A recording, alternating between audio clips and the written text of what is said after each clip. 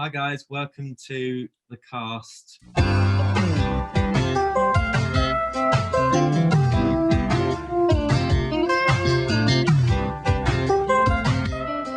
I'm joined with Lewis today. Hello. We will be talking about media. Yes, we will. Where should we begin? Should we start discussing job searches, applications, interviews?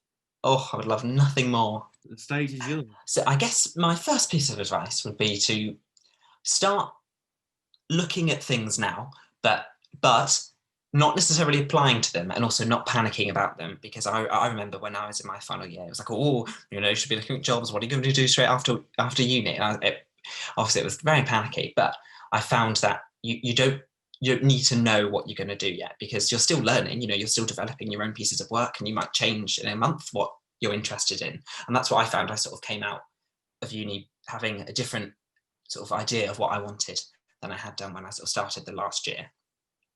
But I think it's a good idea, like it's good practice to start looking at things, because you'll sort of find whereabouts to look for things, what types of things could be available now and then going on into the future. But it's just sort of good practice now to sort of start seeing how things are worded, how applications look, what types of roles you can get, because applications in themselves, there's a format of how to apply. So if you can sort of start getting into the routine of knowing what things look like, how fast deadlines could be, all that kind of stuff, then that will definitely prepare you, and it means it won't be so scary and bombarding when you finish. Are there any sort of resources that you'd recommend? LinkedIn's quite good, because you can sort of type in your area and jobs you'd be interested in, and they come up with recommendations. And although I don't think it's necessarily the best software, like the site to use to actually apply for things, it is good to sort of give you a variety of what people are looking for, what different jobs are out there. And otherwise, there's lots of different sites. Sort of look into media agencies and things, people who sort of actively sort of recruit people and then sort of find jobs for them. There's lots of different media ones, but a lot of them might have memberships, but they're normally free to students or people who've just graduated. So it might be a good place to start applying now. Don't be panicking at all if you can't find anything you're interested in yet, because you're absolutely fine. Your first job is never going to be your forever job. And if you're having money concerns, all that kind of stuff, like I had to come home and I had to get a job in anything I could because I needed money.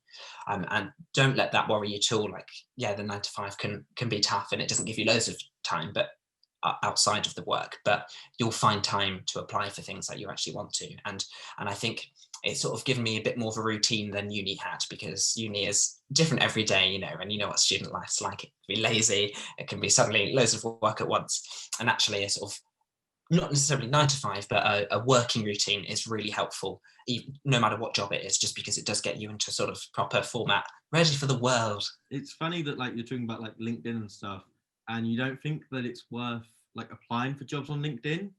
Would you recommend still building up your LinkedIn profile and online reputation? Definitely, yeah, definitely with everything really. I think LinkedIn is really important, because a lot of companies do sort of ask for your LinkedIn handle when you apply for jobs, but it's always good to have, because they will do background checks and stuff. And if they can see that you've updated it lots, and see that, they might see some of the work you've done, which isn't necessarily on your portfolio and stuff. So that is a great way, and it's just a good way to engage perhaps directly with people, and also see what other people are up to, because other people might have job recommendations that you've worked with before. So that's quite good. But the other big thing will be sort of your own portfolio. So I made a website with Wix, and I did end up paying for it just because it wasn't too expensive for a year's worth of the domain name and everything. I just thought it was worth it just to put a few examples of the different types of work I've done, because I think where I wasn't really specializing in one particular area of media, I had some audio stuff, I had some documentary, some sort of short film stuff. It was a good sort of place, because it meant I could have lots of different types of work rather than just one form. And on there I had some examples, short clips of different stuff, some photos of me doing things and some of the work, little bits of text about them. And then on my sort of main page, I had a show reel. I had a highlights video which sort of just showcased some of the lots of the different types of things I'd done before. And I tried to use some sort of bold, funky clips and just sort of give a taste of lots of different stuff that I'd done. So if you have your LinkedIn profile and your show reels and whatnot, when it comes to networking, would you push across your show reel and whatnot? I think I wouldn't necessarily if I'm physically talking to someone at an event, but if you can try and get an email or a contact for them, it's then the type of thing I'd always include it in your in your signature at the bottom of an email or a message. You know, have your name, then have you could have, if you're working for a company, obviously you'd have that, but then put your portfolio link at the bottom there and sort of make it quite bold so that they know, because normally they're going to look at it and go, oh, okay, let's just, you know, this person seems interested in my work, let's have a little look about them. But I wouldn't sort of go, oh, can I send you my portfolio? For me, it just feels a bit too bombarding, but I think it's different for different people, and also for the context. You know, you might have a really good connection with someone immediately, and you might have done some work that's similar to theirs or something. Go, oh, would you mind if I could show you my work? Because they might seem genuinely interested, but obviously if they've got a lot of people around them, it might just be, you could ask if you could grab their email or some sort of contact and try and sort of from there, then the next day message. So in regards to networking stuff, you will probably already know people that you're going to work with and do work with. Somewhere in your past, you'll have encountered someone that knows you. And for example, since finishing uni, my old media teacher from college actually approached me, and because he knew I was finishing that year, and I told him my result and everything. And he said, now that you're finished uni and you have some more time, I've actually started my own business and I've got a project proposal for you. Would you like to be involved? And I was like, amazing, I'm not doing anything. That sounds great. And from there, we met up, and he pitched me his business that he started. And basically he wanted to make a Christmas advert for his business as a way of sort of celebrating its first year, and just sort of something different, and show that their company is, you know, like really investing in this kind of thing.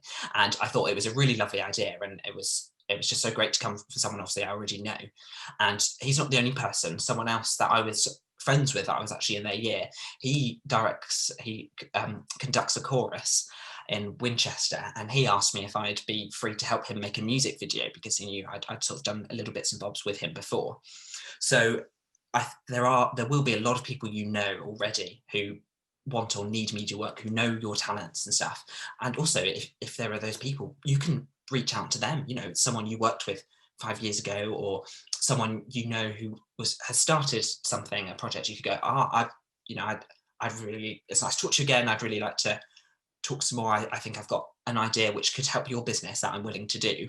And you know, it might start off that you do it unpaid. They might have a little bit of money to give you. It depends on the situation, really. But I'd say that you don't know it yet, but there will be people that you already know that work could come from. And although, you know, free work isn't always the best, especially when you'd be perhaps turning down paid work for it, it's at this stage, it's really about building your portfolio. So if you're able to do so, take on as much sort of little free work that you can, build up a collection of different types of things that you've done. So when you can go to employers in the future, you've got actually something to show that you've actually done, that, you know, you've got an actual credit for.